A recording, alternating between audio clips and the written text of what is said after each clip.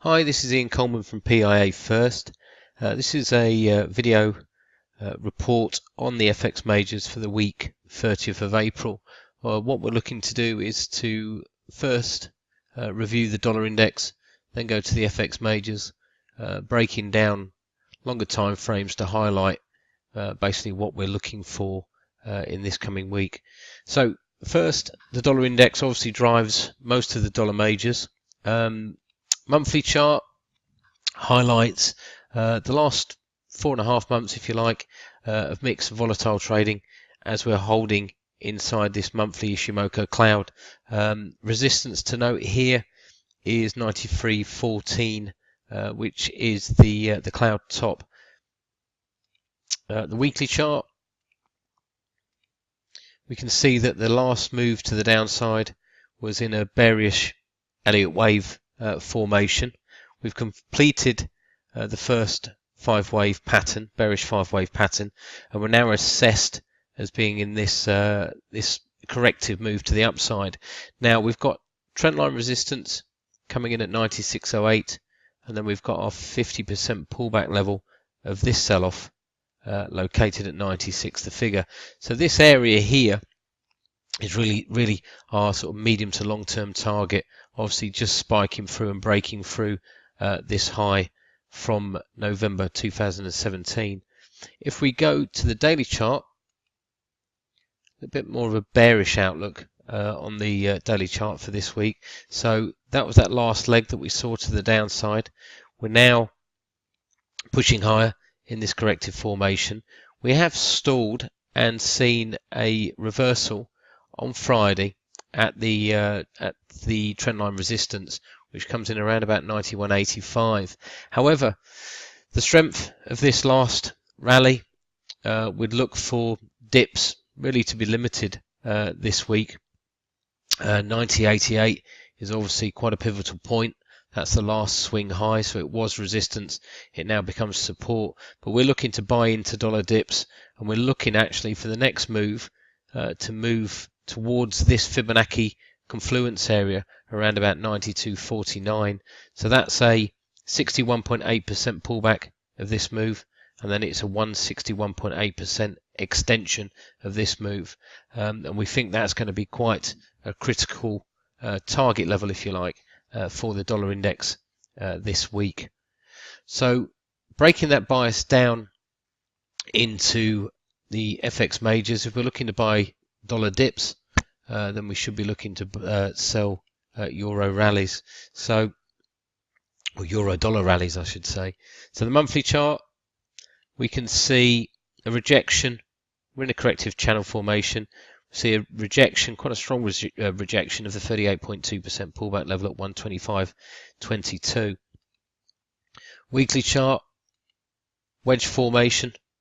We've had now quite a solid break to the upside. We had this quite a prolonged period of consolidation, made intraday trading pretty hard, but now we've seen this decent breakout. We're looking for rallies to be limited.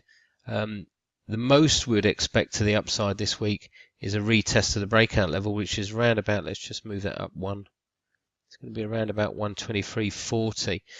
To the downside, we've got bespoke support at 119.14, and that actually lines up pretty well with this 161.8% extension level at 118.97. Going to the last time frame, which is the daily chart. Here we actually saw a bounce on Friday. DMARC posted a 9 count. Now 9 counts normally highlight that you get a correction to the upside in this case within 4 candles, and we've seen that correction already on Friday. Now bespoke resistance is located at 121.39. That's just below the previous swing low. So again, it was support. It now becomes resistance at 121.58, and a break there, and we've got 122.28, which is obviously pretty close to that wedge reversal trend line. Cable, sterling dollar. Go to the monthly chart. Again, quite annoying that our trigger a couple of weeks ago actually missed the short trading sterling dollar by 3 pips. We've seen a very aggressive move to the downside. Monthly chart, we've got scope to engulf if we get below 137.11 on Monday. The outlook is bearish. Weekly chart, we saw some bearish divergence. We now believe we've completed a fifth wave or even a fifth wave extension just above the 261.8% extension level of 142.11. We saw a bearish outside week. We've seen continuation to the downside. We don't look to sell at the market now. 137, the figure, is trendline support, and we'd prefer to sell into rallies. If we break again to the, we're going to go to this time frame first, actually, the 4-hour chart, because this really highlights why we're oversold. Okay, 1, 2, this could potentially be 3 and 4, and then down in 5. We've broken through the 261.8% extension level, but we did see a little bit of upside movement late on Friday. So we're only really looking to sell into rallies again this week. The daily chart, 9 count, the same as euro dollar. So expecting a bounce to the upside. Resistance 138.74 and then 140.10 this week. One thing we should note here, if we do see a push lower at the start of the week and then a push to the upside, there is potential for a stronger correction and maybe to form a bearish head and shoulders pattern. So this would be the left shoulder, this would be the head, then choppy mixed price action taking it up again to around about 142.50, but we don't think that's going to happen. We think that sterling rallies are going to be capped here, and that's probably going to be worst case scenario for sterling dollar bears next week. Dollar Swiss been really hard to get a handle on this one, to be perfectly honest. Mixed and volatile. I don't know if I'd call it volatile trading. I mean, we've seen quite a decent trend now of 3 monthly gains, but 23 months of pretty mixed trading. We've got this trend of lower highs, of an ending wedge formation. So even if we do correct lower from this trend of lower highs, then we would look for dips to be bought. I mean, this month's Marabuzzo level is probably going to come in around about 97, the figure. That's the midpoint from the open and the close. And a breakout of this wedge formation, and we're looking for a move to around about 103.50. So breaking down into shorter time frames, and here we can just see that trend of lower highs spiked through it on Friday. We didn't close below it. This last move to the downside dipped under the 261.8% extension level, and then we've seen this rally higher. Taking down to the daily chart, a bit more colour. This is a 261.8% extension up here. Again, if we get to that level, we'd then be looking to buy dips. This week, we've got support at 97.62, which is close to the 23.6% pullback level. So we'd only look for dips around here. Again, if we saw a break there, which we don't think we're going to, we've got bespoke support at 95.97, and that's near this previous swing high of 95.70. So again, was resistance, now becomes support. But this is really our prime area here, which is around about 97.50 for dollar dips to be bought into this week. Dollar yen, I'm not going to say it's in no man's land. The monthly chart, we're looking for a bullish head and shoulders pattern to eventually form. Too early to tell really on this time frame if this corrective sell-off has come to an end. Obviously, the monthly chart would highlight if we close around these levels and a morning star formation, which would have a bias to take it further to the upside. Weekly chart, here we can see that we've had this dip bought under the 61.8% pullback level near the channel base, and we've had 5 weeks of consecutive gains in dollar yen. Daily chart, and I think this is quite important time frame to look at. We've got a 50% pullback here at 109.68, and we've got our bespoke resistance at 110 the figure. Now it is a weekly resistance level, and that basically means that we've got the potential to spike through it, but as long as we close below it, then it offers a downward bias. And in fact, if we go to this time frame, which is the 8-hour time frame, it's pretty close to a channel top, to a previous swing high, and to a 261.8% extension level. So we'd look for this area to cap buying this week, but on the dip side, we've also got support at 108.33. So buying dips, selling rallies in dollar yen this week. Dollar CAD monthly chart. Again, I'm not going to say mixed and volatile because it's a bit silly to say that in these higher time frames, but we've got 27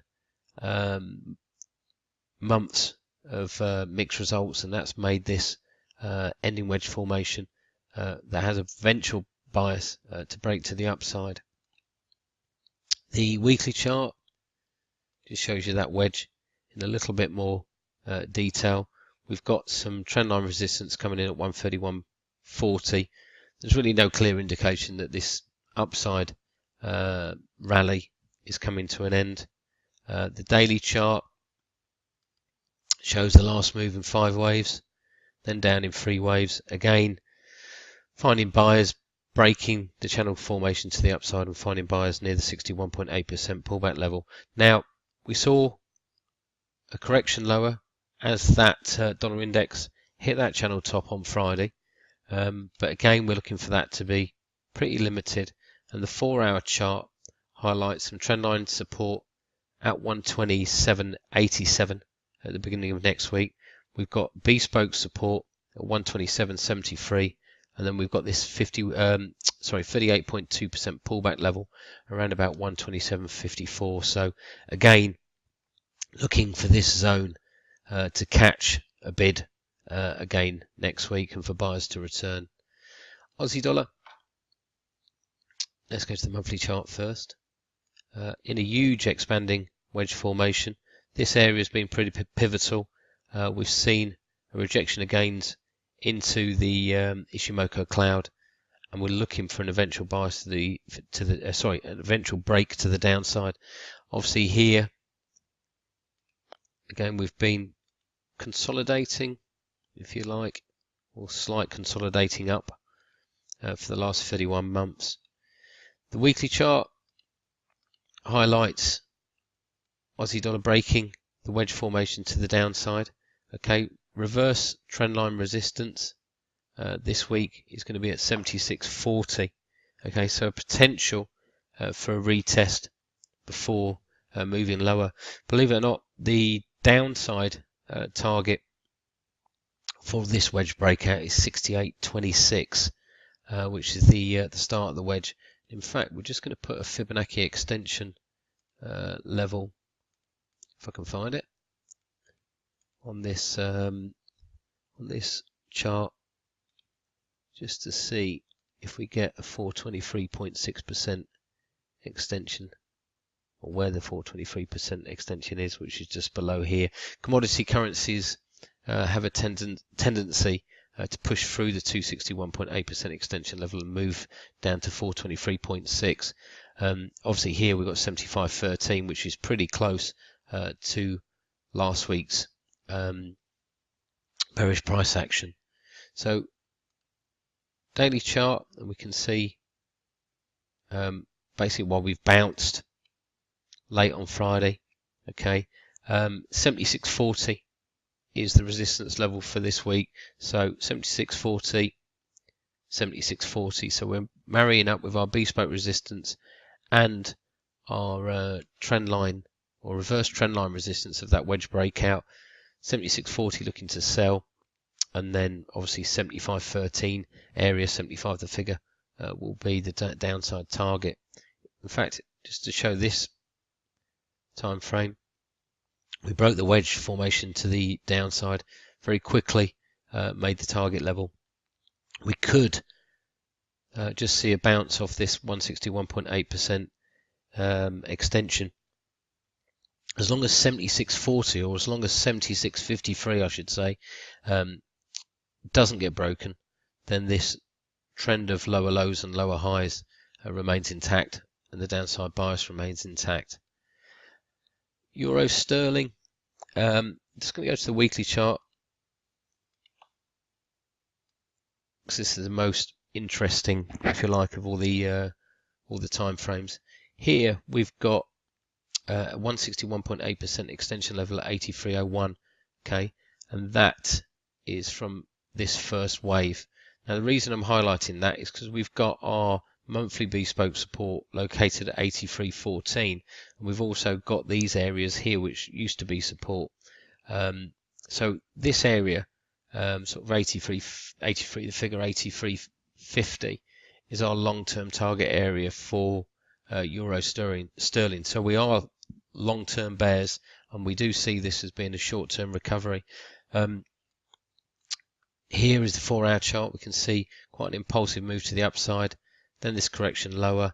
Bad UK figures, sterling figures on Friday, saw obviously sterling move to the downside, and euro sterling move aggressively higher from this 61.8% pullback level.